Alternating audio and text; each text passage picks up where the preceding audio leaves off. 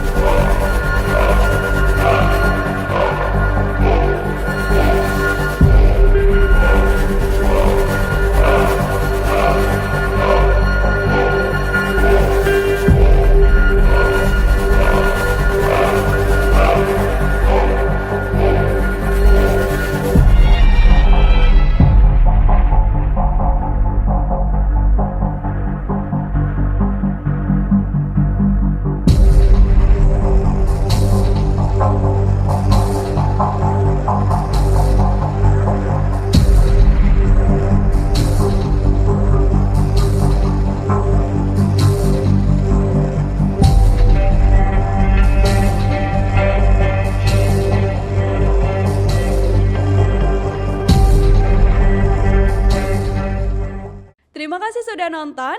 Jangan lupa like, subscribe, dan share ya.